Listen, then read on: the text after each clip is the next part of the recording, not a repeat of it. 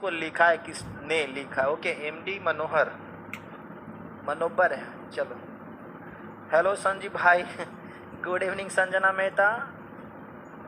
चलिए, हाय जी, फटाफट आप लोग आ जाओ लाइन में भाई, बटने वाला है आज ऑड टू ऑटम। ओके, और एक एक आज जो विस्तार पूर्वक हम लोग पढ़ेंगे इस चीज को। ओके, और अक्सर जो है इस चैप्टर से पूछा जाता है क्वेश्चन। जुड़ गए आप लोग? बहुत कम स्टूडेंट अभी लाइव सेशन में है, so you share the video as much as possible my dear student. Okay, शुरुआत करने से पहले थोड़ा सा आप लोग को चार्ज मैं कर देता हूँ। Good evening Ruhi Yadav, good evening Imamuddin, John Keats is a romantic poet. Good evening Sanjeev Bihari, good. क्या है, आप लोग को थोड़ा सा चार्ज कर देता हूँ ताकि पूरे सेशन में आप लोग एंजॉय करो। जीत और हार आपकी सोच पर निर्भर करती है। जीत और हार आपकी सोच पर निर्भर करती है। मान लो तो हार होगी, मान लो तो हार होगी, ठान लो तो जीत होगी। ओके, तो स्टूडेंट आज हम लोग एंजॉय करते हैं क्लास को, पूरे सेशन को। और ये क्लास जो है ऑड टू ऑटम, आपका जो 12th का बुक है उसका कौन सा लेसन है जी? ये आज आप लोग का लेसन होने वाला है, पोयम का 4th लेसन है ऑड टू ऑटम। ये जो है आपका 4था लेसन है।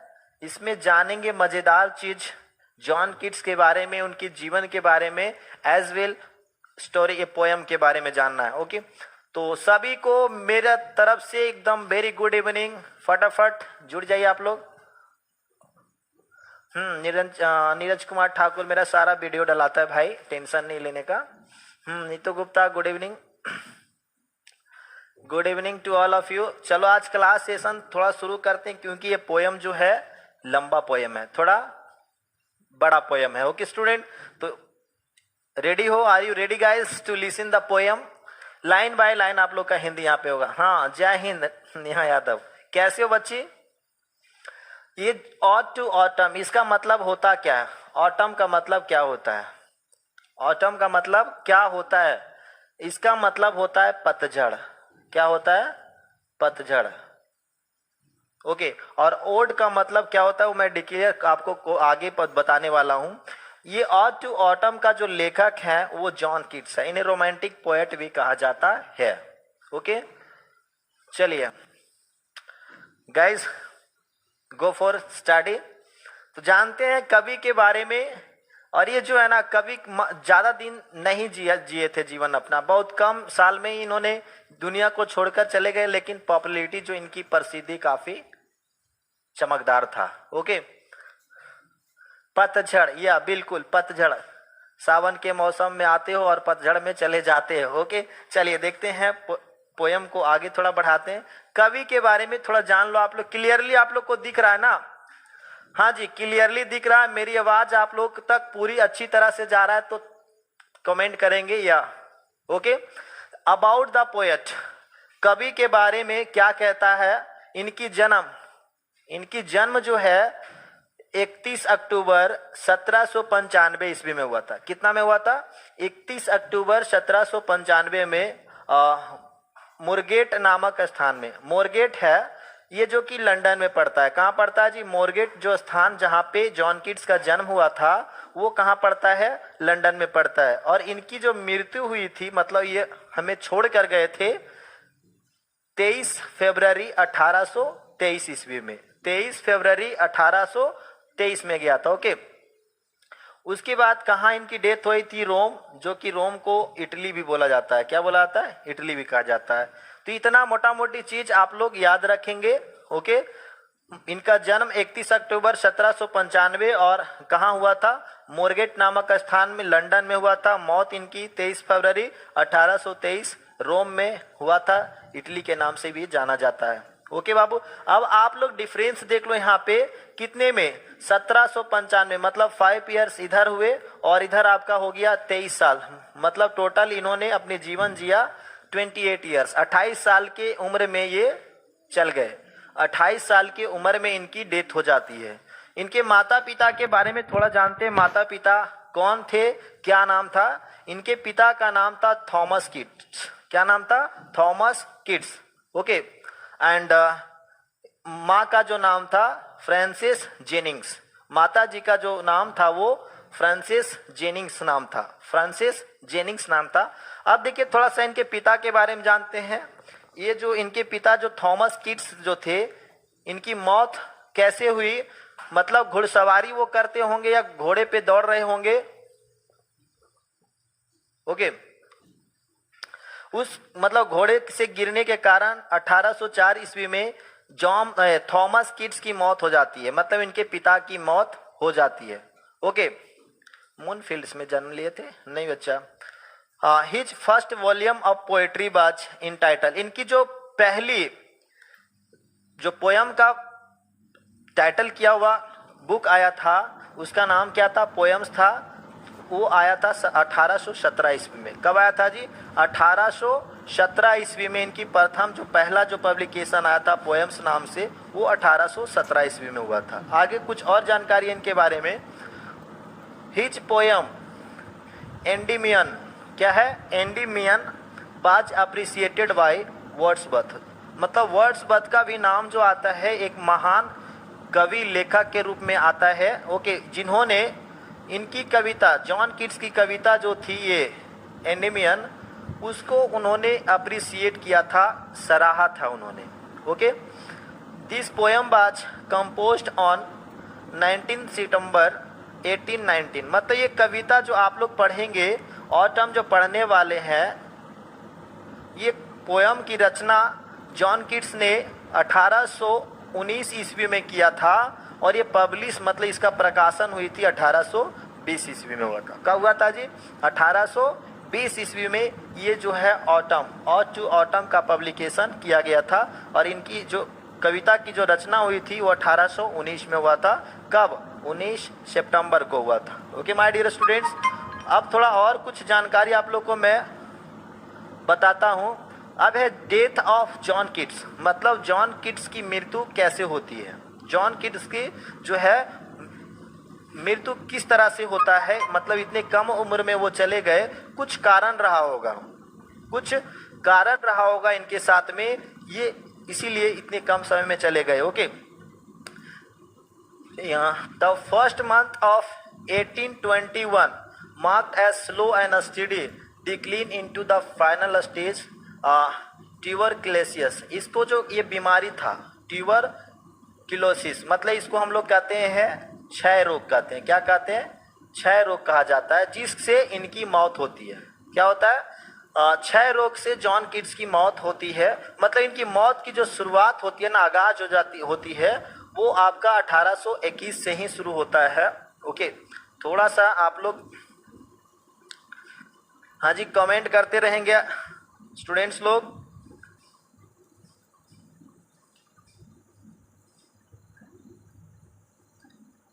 जी थोड़ा आप लोग करेक्शन कर लेंगे यहाँ पे। ओके, करेक्शन थोड़ा सा आप लोग कर लेंगे।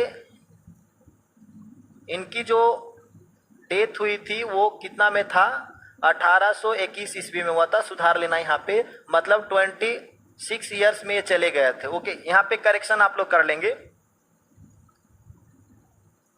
हाँ जी, ये क्षय रोग से इनकी मौत 1821 ईस्वी में हो जाता है। Keats was going up blood and covered in sweet, मतलब जब इनकी मौत आई थी ना, ये जब पोयम आप लोग पढ़ोगे इनके बारे में, थोड़ा सा इनके कवि के बारे में जानेंगे तो रूह कांप जाएगी।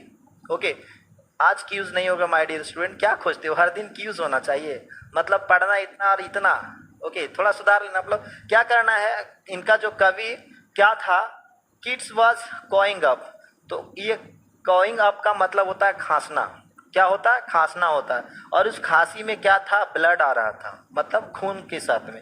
एंड कवर्ड इन स्वीट, और पसीना से वो तरबतर हो गए थे। क्या हो गए थे? वो पसीना से तरबतर हो गए थे। On first coughing of blood he said, जब उनको पहली बार ब्लड के साथ खांसी हुआ, मतलब खांसी होते होते उनके मुख से क्या था? मुंह से ब्लड आ रहा था, तो उन्होंने कहा I know the colour of the blood, मैं इस खून के रंग को जानता हूँ। Okay, it's arterial blood, I can't be deceived in that colour, मैं इस खून के जो रंग है, इस खून के रंग से मैं धोखा नहीं खा सकता हूँ। मैं ये जो खून उनका खांसी के साथ आ रहा था, वो कह रहे हैं कि मैं इस खून के कलर को मैं इससे धोखा नहीं खा सकता हूँ। That drop of blood is my death warrant. ये जो खून की जो बूंदे आ रही है, ये जो उनके खांसी के साथ जो ब्लड आ रहा था, उसमें कवि का कहना है कि ये मेरे मौत का वारंट है। मतलब देखते हैं ना, नोटिस आना होता है, तो ये इनकी मौत का वारंट था। मतलब वो समझ गए थे कि ये मेरा आखिरी दिन है, अब जो है मेरी मौत मेरे सामने खड़ा है। सोचो कितना करीब से वो अपनी मौत को देख रहे हैं आदमी। और ये बीमारी काफ़ी डेंजरस था, क्योंकि इनकी माँ जो थी ना, ये फ्रांसिस जेनिंग्स, उनका भी सेम बीमारी था। जो बीमारी ये किड्स का है, सेम बीमारी उनकी माता जी का भी था। उनकी भी मौत इसी से होता है, और लेखक का भी मौत जो है इसी बीमारी से हुआ। माय डियर स्टूडेंट, थोड़ा समझेंगे यहाँ पे। Okay, I must die, I am dying, मैं जरूर मर जाऊंगा, मैं अवश्य मर जाऊंगा। ओके, मैं अवश्य मर जाऊंगा। आगे कह रहे हैं आई एम डाइंग, मैं मर रहा हूं।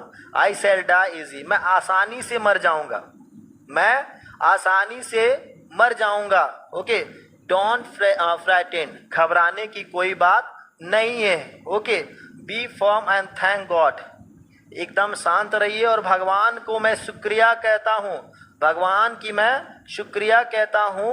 ओके, क्योंकि फाइनली मेरा मौत आ गया है, फाइनली मेरा मौत आ गया है। विनीत यादव जी जुड़ गए बच्चे। चलो, तो सोचो कितनी दर्द भरी स्टोरी है। ओके, महान लोग ज़्यादा दिन नहीं बसते धरातल पे माय डियर स्टूडेंट्स। आगे देखते थोड़ा सा क्या है। अब है ओड बाय किड्स। मतलब ये जो आज हम लोग पोयम पढ़ रहे हैं, ऑड टू ऑटम, वो पोयम जॉन किड्स का छठा पोयम था। कौन पोयम था जी? सिक्स्थ पोयम था। इससे पहले भी उन्होंने बहुत सारी कविताएं लिखी थी। उससे पहले जो 5 इनका जो पोयम है वो क्या है? Ode on a Grecian urn, ode on a Grecian urn. Writing दिख रही ना आप लोगों का? Ode on indolence, ode on melancholy, ode to a nightingale and ode to psyche.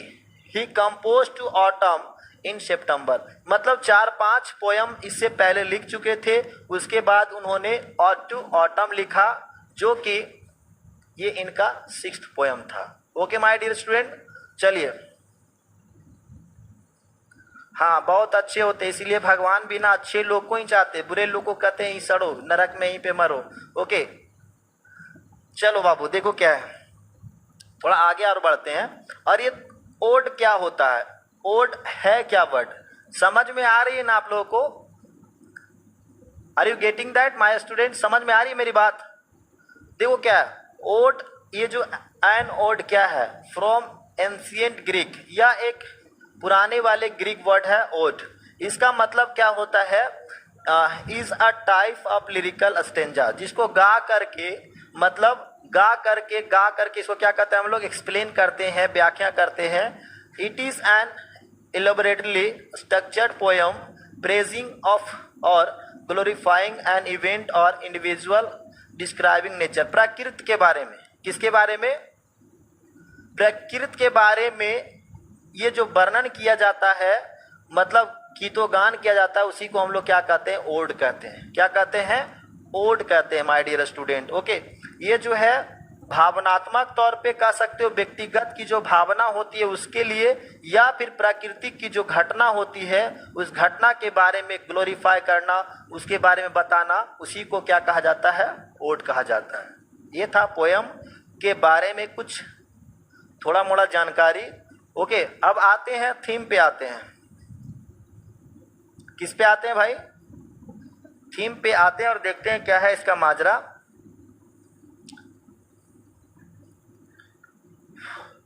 Theme क्या है पोयम का? इन दिस पोयम, देखो यहाँ पे कुछ जो है ना, मच्छर को भी प्रेम हो गया है एलईडी से, ये जो है प्रोजेक्टर से। ये देखो जहाँ जहाँ टच करता है वहाँ पे एक कलर छोड़ करके जाता है। ओके, तो आते हैं। In this poem John Keats describes the 3 stages of autumn. आप लोग देखे होंगे ये पोयम में 11 लाइन का 3 स्टेंजा है। कितने स्टेज है भाई? 3 स्टेज। मतलब हमारी ऋतुएं कितनी होती है? मेनली 3 होता है। ओके, ये 3 ऋतुओं को जो जॉन किट्स ने भाग में बांटा, ये कविता में जो बांटे, कितने भाग में बांटा है? 3 भाग में दर्शाया, और हर जो स्टेंजा है आपका 11 लाइन का है। ठीक है, ये थोड़ा लंबा पोयम है।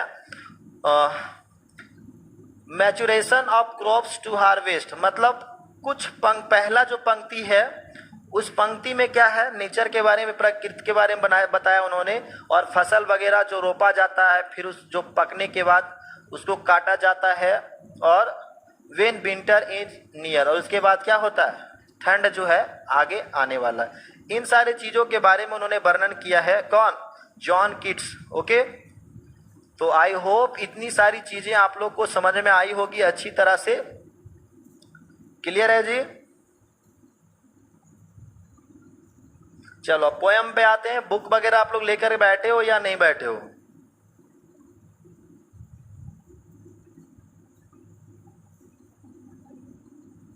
हो गया?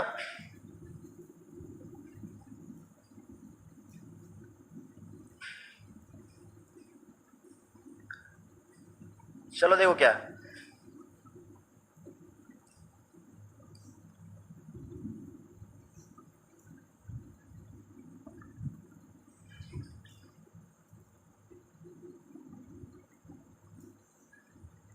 पोयम दिख रहा है आप लोग को? दिखाई दे रहा है जी? राइटिंग दिखाई दे रही है ना आप लोगों को? हाँ, तो ऑट टू ऑटम यहाँ से हम लोग शुरू करने वाले हैं आज का पोयम का पहला स्टेंजा। ओके, इस स्टेंजा में कवि जो है किसके बारे में? ऑटम और सूर्य के जो है कुछ षड्यंत्र के बारे में कहा है। कुछ षड्यंत्र के बारे में उन्होंने कहा है। ओके, देखो क्या है, season of mist,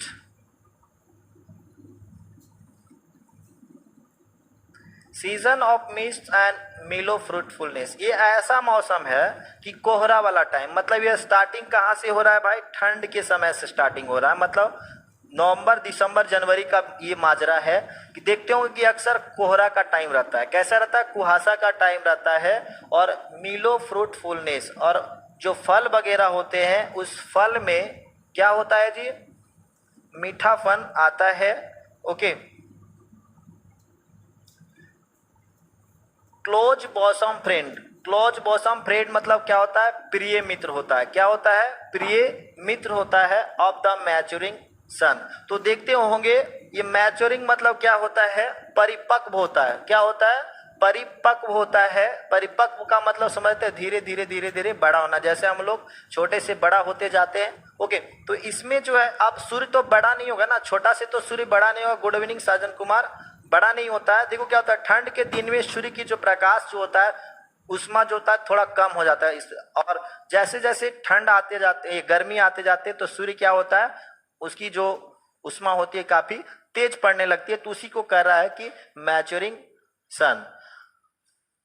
conspiring with him how to load and blaze with fruit and winds that around the hatch eve। कहीं कहीं पे आप लोग को अगर दिख नहीं रहा, conspiring with him how to load and blaze with fruit and winds that around the hatch eve। कहीं कहीं पे आप लोग को अगर दिख नहीं रहा है तो थोड़ा और शॉर्ट कर देता हूं इसको। दिखाई दे रहा है ना? चलिए, तो कभी ये कौन कौन? कॉन्स्पायरिंग मतलब होता है, क्या होता है जी? कॉन्स्पायरिंग का मतलब होता है षड्यंत्र करना होता है। क्या होता है? कॉन्स्पायरिंग का मतलब होता है षड्यंत्र करना। ओके, तो कॉन्स्पायरिंग विथ हिम मतलब विथ हिम किसके साथ? ऑटम के साथ सूर्य, दोनों मिल करके षड्यंत्र कर रहे हैं। क्या कर रहे हैं? षड्यंत्र कर रहे हैं कि हमें सभी प्रकार के पेड़ पौधे में फल को भर देना है। फल को मतलब इतना फल लगा देना है कि वो क्या होगा, मतलब with fruit the vines. Vines मतलब क्या होता है? लताएं होती है। क्या होता है? लताएं होती है round the hatch of ifs. ये देखना कि हैच का मतलब होता है छत होता है, या फिर छज्जा इसको हम लोग कहते हैं। क्या कहते हैं जी? छज्जा कहते हैं। और देखते हो गांव देहात में क्या होता है। गांव देहात, ये जो पोयम हमारे देश का नहीं है, ये इंग्लैंड के बारे में कवि बता रहे हैं, इंग्लैंड के बारे में ये बता रहे हैं। देखते होंगे हम अपने भी देश में क्या है, ठंडी के टाइम में देखते होंगे कद्दू का लत वगैरह क्या होता है, छत पे चढ़ जाते हैं और उसके चारों तरफ। ओके, तो इसमें जो है कौन कंस्पायरिंग कर रहा है, ऑटम और सूर्य दोनों मिलकर के क्या कर रहे हैं, षड्यंत्र रच रहे हैं कि हमें सभी प्रकार के पेड़ों में फल लाद देना है। Okay, to bend with poem समझ में आ रही है ना आप लोगों को? To bend with apple the most cottage trees, जिस तरह से इसको क्या मतलब, जो एप्पल्स के पेड़ हैं, जो पेड़ होते हैं, उस एप्पल के पेड़ में इतने फल उसमें लग जाएंगे कि वो पेड़ जो होगा वो क्या होगा, झुक जाएगा। मोस्ट कॉटेज ट्री, जिस तरह से घरेलू पौधे होते हैं उसी प्रकार से। And fill all fruit with ripeness to the core, और कहते हैं आगे, मतलब ये दोनों गुप्तगू कर रहे हैं, षड्यंत्र कर रहे हैं कि हम लोग क्या करेंगे, ऑटम और सूर्य मिल करके दोनों क्या करेंगे, ये जो फल है उस फल को अंदर तक, मतलब ये कोर का मतलब अंदरूनी भाग होता है, फल के अंदरूनी भाग तक पका देंगे। क्या होता है, रिपनेस का मतलब क्या होता है, पकाना होता है। जैसे क्या है, फल तो पका हुआ रहता नहीं है, उसी सीजन में पकता है, तो ये दोनों का काम होता है, ऑटम और सूर्य का काम होता है कि उसके अंदर, जैसे अभी आम देखे होंगे कुछ महीने पहले, आम छोटा छोटा था, आप देखो मार्केट में आ गया, पूरा पक गया, अंदर तक पका हुआ है कि नहीं। To swell the gourd and plump the hazel shells, ये गार्ड मतलब लौकी जिसको कहते हैं, कद्दू कहते हैं, उसको क्या करना है, फुला देना है, बड़ा कर देना है। स्वेल का मतलब क्या होता है, फुलाना, मतलब बड़ा करना। And plums the hazel sales, अखरोट आप लोग देखे होंगे, अनार आप लोग देखे होंगे, तो अनार के अंदर के जो दाने होते हैं उसको क्या करना, बड़ा करने का काम ये दोनों करते हैं। Beat a sweet kernel to set budding more. Okay, मतलब ये जो कहना है यहाँ पे कि हम लोग मिल करके, कौन, सूर्य और ऑटम दोनों मिलकर के ये षड्यंत्र कर रहे हैं कि हम लोग इतने फूल, इतने कलियां खिला देंगे, इतने फूल और इतने कलियां खिला देंगे हम लोग कि मधुमक्खियों के लिए क्या है, उसमें रस वो चूस सके। जैसे अगर मान के चलो फूल नहीं होंगे तो क्या, मधुमक्खी, ओके, फूल का प्रेम जो है ना, फूल जो है अब प्रेम किससे करता है, लव किससे करता है, फूल, उसका लवर जो है ना वो कौन, मधुमक्खियां ही है माय स्टूडेंट। ओके, देखो क्या है आगे जो है, and still more later flowers for the bees, मतलब इतने कलियां खिलाना है, मतलब हर डाल पे कलियां खिलाना है, और कलियां के साथ फूल भी एक चाहते हैं कि फूल भी खिले, किसके लिए, मधुमक्खियों के लिए। Okay, until they think warm days will never cease, जब तक कि वे लोग ये सोचे कि गर्मी का जो है अंत ना हो, गर्मी का अंत ना हो, कौन सोचे, ये बीस मतलब मधुमक्खियां। For summer has over brimmed their clumsy cell, ये क्लम्सी सेल का मतलब क्या होता है, आप लोग देखे होंगे मधुमक्खी का छत, मधुमक्खी का छत आप लोग देखे है ना जी, उस मधुमक्खी के छत में चिपचिपा सा क्या रहता है, रस भरा हुआ रहता है। ब्रिम्ड मतलब क्या होता है, रस होता है, और वो रस कैसा होता है, क्लम्सी होता है, चिपचिपा टाइप से होता है, तो वो ज्यादातर उसको कहाँ मिलता है, समर के दिन में ही मिलता है, गर्मी के दिन में। ये तो फर्स्ट स्टेंजा में था माय डियर स्टूडेंट, जो कि फर्स्ट स्टेंजा में यहाँ से क्रॉप, ये फलों के बारे में कवि ने वर्णन किया है, और सेकेंड स्टेंजा में हम लोग आएंगे और देखेंगे सेकेंड स्टेंजा में क्या कहते हैं कवि। ओके, ये बहुत ही प्यारा सा पोयम है, नेचर के बारे में, किसके बारे में है, प्रकृति के बारे में वर्णन किया गया है जॉन कीट्स के द्वारा। तो देखो क्या रोमांटिक पोएट थे ये, नेचर से बहुत ज्यादा प्यार करते थे, नेचर से बहुत, प्रकृति से बहुत प्यार करने वाले कवि थे ये। और हम लोग तो पता है ना, तितलियों के पीछे भागने वाले में से हैं, प्रकृति से प्रेम कौन करता है माय डियर स्टूडेंट। ओके, दबा के ठोको ना आप लोग, शेयर थोड़ा कर दो ना बाबू। और सेकेंड स्टेंजा पे आते हैं हम लोग और जानते हैं सेकेंड स्टेंजा में क्या क्या बातें कही गई है। सेकेंड स्टेंजा में कवि ने एक वुमेन के बारे में बात कहा है, मतलब वुमेन के तरह से नेचर को उन्होंने डिस्क्राइब किया है, एक महिला के बारे में।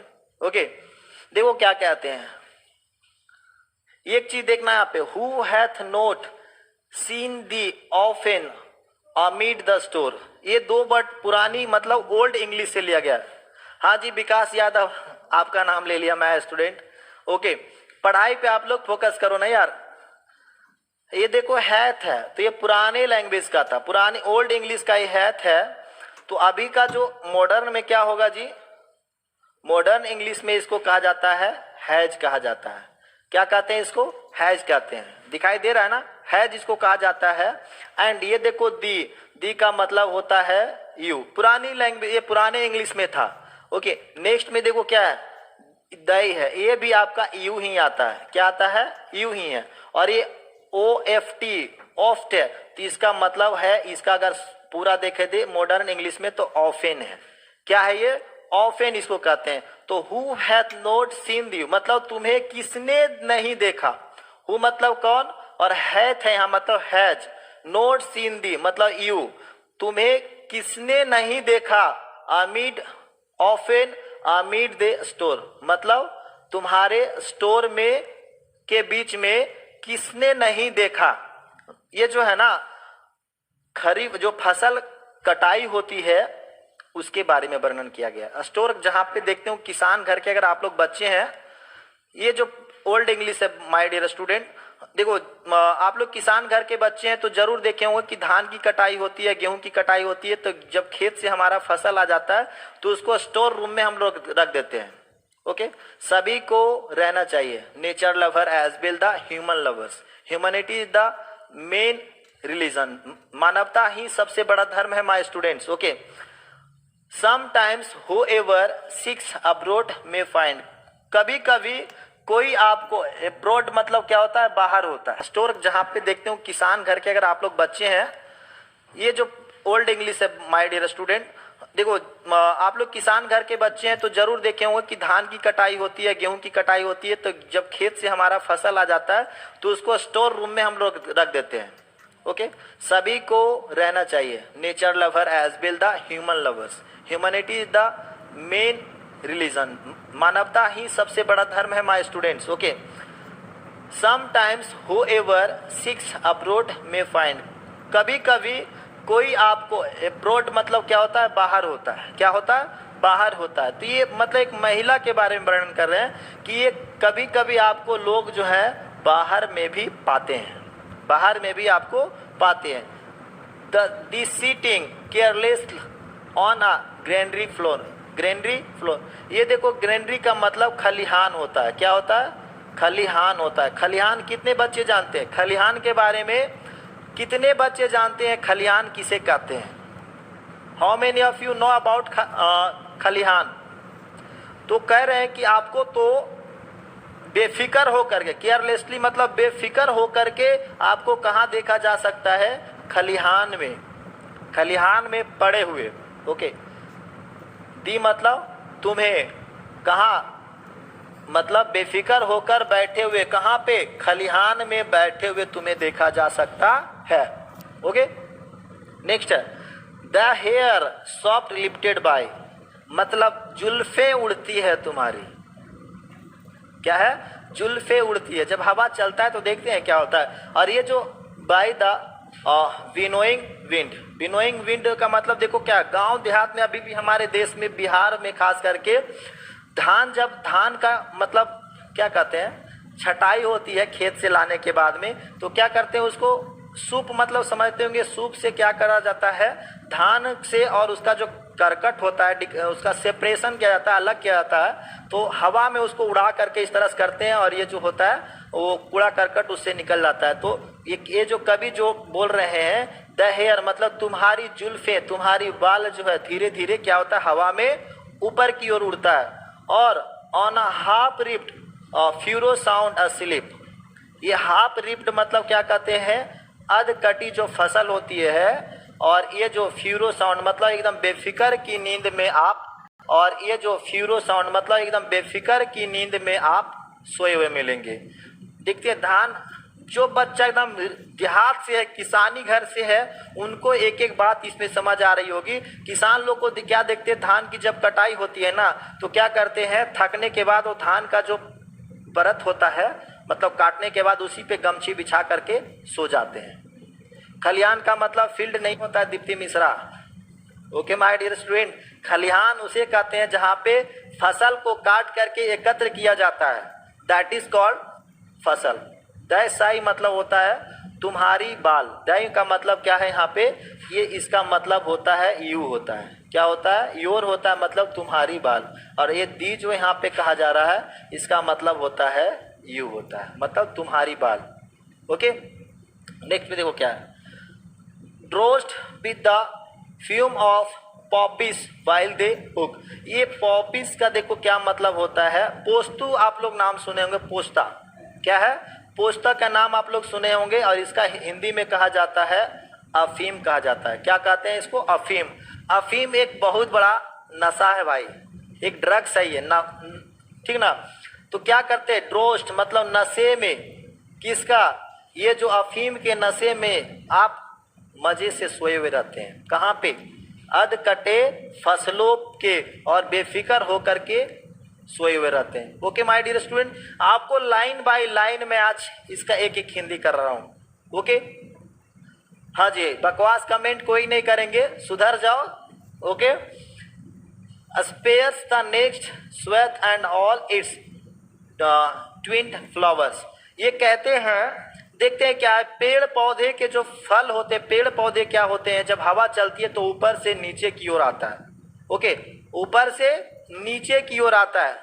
देखते होंगे जब हवा तेज गति से चलती है तो क्या होता है, पेड़ की टहनियां ऊपर नीचे होती है, काफी सुंदर दृश्य होता है।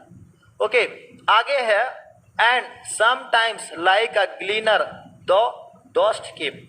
देखिए क्या है कि जब पूरे फसल की खेत से कटाई हो जाती है, ये ग्लीनर का मतलब होता है चुनने वाला। क्या होता है जी, ग्लीनर का मतलब होता है चुनने वाला। चुनने वाला मतलब जब फसल पूरी तरह से काट दिया जाता है और किसान अपने फसल को खलिहान में लेकर आ जाते हैं, तो कुछ चुनने वाले व्यक्ति जो गिरा हुआ फसल खेत में रहता है उसको उठा करके वे लोग ले जाते हैं, उसी को क्या कहता है, ग्लीनर कहते हैं। Okay, steady the laden head across a brook. Okay, उसके बाद क्या करते हैं, आप लोग कमेंट्स करते रहेंगे माय डियर स्टूडेंट्स, निरंतर आप क्या है, कहाँ गया, और बाय साइडर प्रेस। देखिए क्या है, साइडर प्रेस एक मशीन है। ये जो साइडर प्रेस यहाँ पे आप लोग को दिख रहा होगा, थोड़ा मैं ऊपर कर देता हूँ। साइडर प्रेस का मतलब होता है एक मशीन होता है जो फलों से रस निकालते हैं, फलों से रस निकालने का काम करता है वो मशीन। तो ये क्या है, जब मशीन से जूस निकाला जाता है तो उसकी एक एक बूंद को, देखिए क्या है, उसकी एक एक बूंद को, और by cider press with patience look, मतलब पूरा धैर्य पूर्वक जो रस टपकता है मशीन से, मतलब जूसर जो मशीन होता है, उस मशीन से एक एक गिरने वाले जो बूंद होते हैं रस का, उसे काफी धैर्य पूर्वक क्या है वो, thou watchest the last oozing hours by hours. Oozing का मतलब होता है बूंद होता है, क्या होता है भाई, इसका मतलब बूंद होता है। और घंटों घंटों तक वो क्या करते हैं, उस रस को निगाहें से ऐसे टकटकी लगा करके देखते रहते हैं। तो कौन, यहाँ पे जो सेकेंड स्टेंजा था वो एक वुमन के तरह में हमारे प्रकृति को वर्णन किया था जॉन किट्स ने। ओके माय डियर स्टूडेंट, अब आते हैं हम लोग तीसरे स्टेंजा पे और जानेंगे थर्ड स्टेंजा में कवि ने आगे क्या कहा है। मतलब ये मिडिल वाला भाग था, कहाँ पे, मिडिल वाला भाग में था कि जब देखो धान की कटाई, मतलब जहां से ये विंटर की समाप्ति होते जाती है, विंटर की समाप्ति होती है। ओके, आगे बढ़ो, देखो क्या थर्ड स्टेंजा में जाते हैं, क्या कहता है यहाँ पे,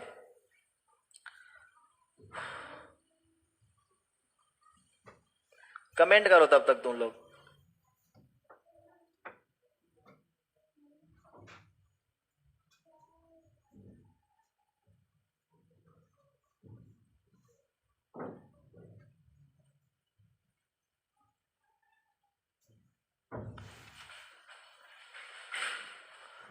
ओके,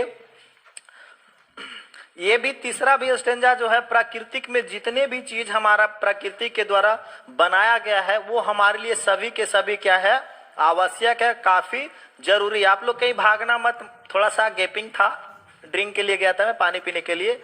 आगे जो थर्ड पैराग्राफ में देखेंगे, स्टेंजा में जो देखेंगे हम लोग, वो भी काफी प्यारा है। ओके,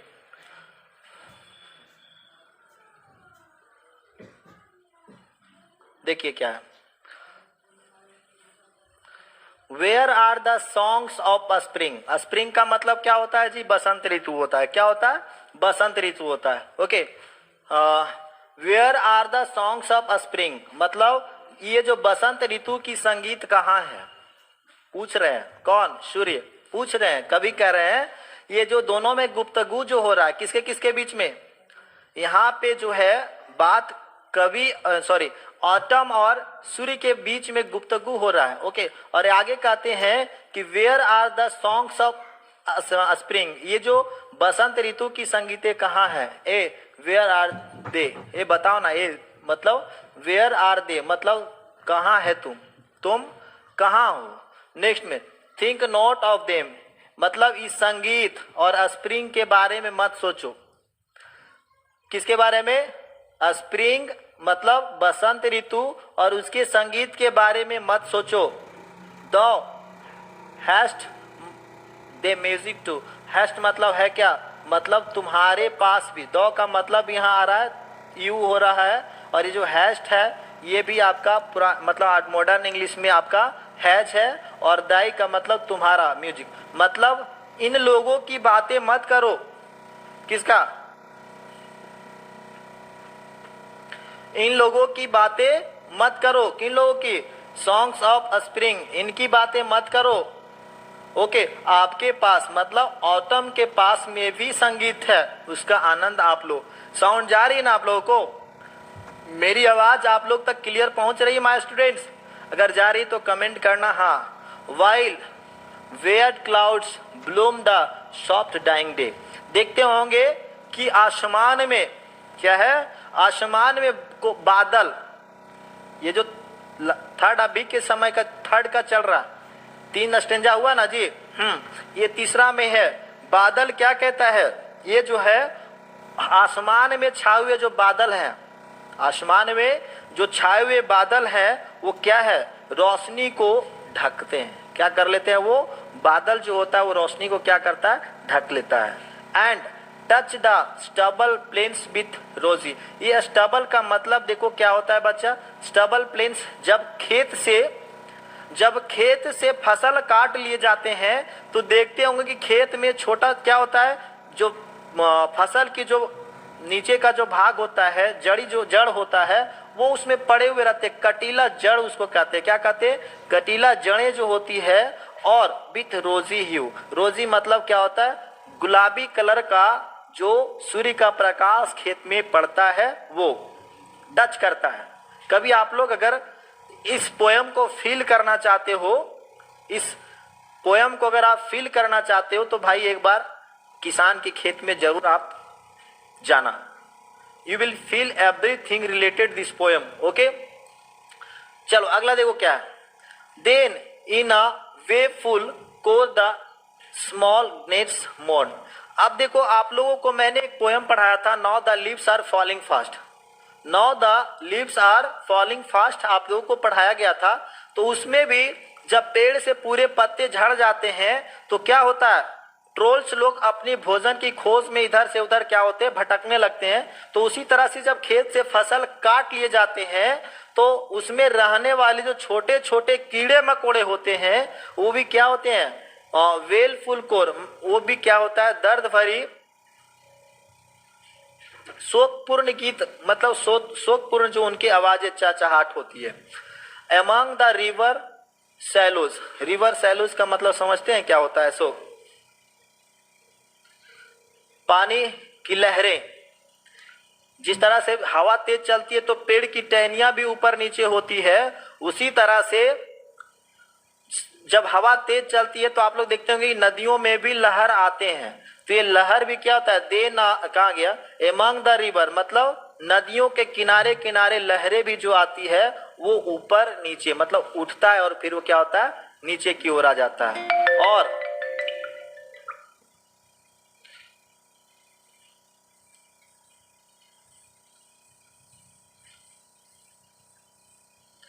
और sinking at the light wind lives और डाइज, क्या होता है, ये जो लहर जो नदी के किनारे किनारे जो लहरें उठती है वो भी क्या होता है, श्रिंकिंग एट द लाइट, मतलब प्रकाश के समान वो भी सिकुड़ने लगता है। ओके, वो भी नीचे बैठ जाता है। विंड लिव्स और डाइज, मतलब वो जो लहर है उठता है और फिर क्या होता है, खत्म हो जाता है। Hedge crickets sings and now with the travel soft. Okay, यहाँ पे हेज क्रिकेट्स का मतलब होता है झिंगुर। क्या होता है भाई, झिंगुर होता है। ये जो है बरसात के दिन में, कब, बरसात के दिन में जब खेतों में धान रोप दिया जाता है तो उस समय झिंगुर की आवाज आएगी। इवनिंग टाइम में जब आप वॉकिंग पे जाएंगे तो वहां पे सुनाई देगी आपको झिंगुर का आवाज। ओके भाई, झिंगुर की आवाज आप देख लेंगे और वहां जो आपका और भी जो मतलब ये सब जो चिड़िया वगैरह जो रहते हैं उनके मीठे स्वर की जो ध्वनियां निकलती है वो आप सुन सकते हैं। The red breast whistles from a garden croft. Okay, क्या है, जो बगीचा में लालीपन भरा जो क्या है, सूर्य की ही प्रकाश कैसा दिखता है शाम के टाइम में, रेडनेस आ जाता है, तो आप अपने गार्डन से देख सकते हैं। एंड लास्ट में क्या है, and gathering swallows twitter in the skies. Twitter मतलब ये चलाने वाला ट्विटर नहीं, जो सोशल मीडिया है वो ट्विटर नहीं होता है। ट्विटर का मतलब होता है चहचहाना होता है। क्या होता है, चहचहाना होता है माय डियर स्टूडेंट। तो देखते होंगे बरसात के दिन में अभी के टाइम एक महीने के बाद देखेंगे कि जुगनू एक होता है। जुगनू मतलब वो ट्यूबलाइट मतलब क्या है, एक बल्ब के समान। वो रात में देखते होंगे कि बल्ब की तरह उसमें बाग वगैरह होते रहता है, अप डाउन इस तरह से बल्ब की तरह वो जलता है। तो ये गैदरिंग इकट्ठा हो जाते होंगे नाइट में। आप लोग बरसात के टाइम में कभी मतलब 5-6 बजे शाम को आप लोग देखेंगे, 6-7 के बीच में देखेंगे तो क्या होगा कि वो जो है स्वेलोस ट्विटर जो है वो चहचहाने, पक्षियां चहचहाने लगते हैं शाम के टाइम में। और रात्रि के टाइम में क्या होता है, देखते हुए जुगनू जो होता है वो लाइट के समान चलने लगता है, मतलब बिना इलेक्ट्रिसिटी का बल्ब की तरह वो जलता है। ओके माय डियर स्टूडेंट, तो ये था आपका पोयम। क्या कौन सा पोयम था जी, जॉन किट्स के द्वारा ऑटो ऑटम था। ओके माय डियर स्टूडेंट्स, कैसा लगा आप लोग को ये पोयम सुनने में, समझ में आई मेरी एक एक बात, एक एक लाइन आपको समझ में आया तो कमेंट में यस करके लिखेंगे आप लोग, वो भी क्लियरली। आज फिजिक्स का क्लास नहीं होने वाला है। ओके, तो जो बच्चे अभी तक चैनल को सब्सक्राइब नहीं किए हैं कृपया कर लो आप लोग भाई। ओके, क्योंकि जब कभी भी हम लोग लाइव आएंगे या कोई वीडियो डालेंगे तो सबसे पहले नोटिफिकेशन आपके पास जाएंगे जी। ओके माय डियर स्टूडेंट्स, अब थोड़ा सा जो बच्चे लेट से जुड़े हैं वो देख लेंगे, यहाँ से स्टार्टिंग था, स्क्रीनशॉट ले सकते हो आप। आगे का है अबाउट द ऑथर हो गया। ओके, थीम है पोयम का, कवि का मौत जो है, ओड बाय किड्स कितने उन्होंने पोयम लिखे और ओड क्या होता है, इन सारे चीज़ों का आज मैंने यहाँ पे। हाँ रंजन स्टास क्या बोल रहा है, नो सर मुझे नहीं आ रहा है। क्या नहीं आ रहा है भाई, ऑब्जेक्टिव क्वेश्चंस भी इसका होगा। देखो क्या है, एक दिन में कोई चीज़ समझ में नहीं आता, अमन सक्सेना बा बेटा तुम लगे रहो परियों के पीछे। चलिए ठीक है, तो मिलते हैं हम लोग अगले एपिसोड में, वो भी बेटर होगा आप लोग का। ओके, और जो अभी तक हमारा जो है इंग्लिश का जो ऐप पे सब्सक्रिप्शन नहीं लिए हैं प्लीज़ ले लो ना। क्यों ले लो, आपको ही फायदा होगा। आप वहाँ पे एवरीथिंग इंग्लिश से रिलेटेड आप लोग पूरे चीज़ पढ़ सकेंगे। ओके, तो आप वहाँ जाइए, कहाँ पे, प्ले स्टोर में जाइए और ड्रीम क्लासेस का जो लर्निंग ऐप है आप उसको इंस्टॉल करिए।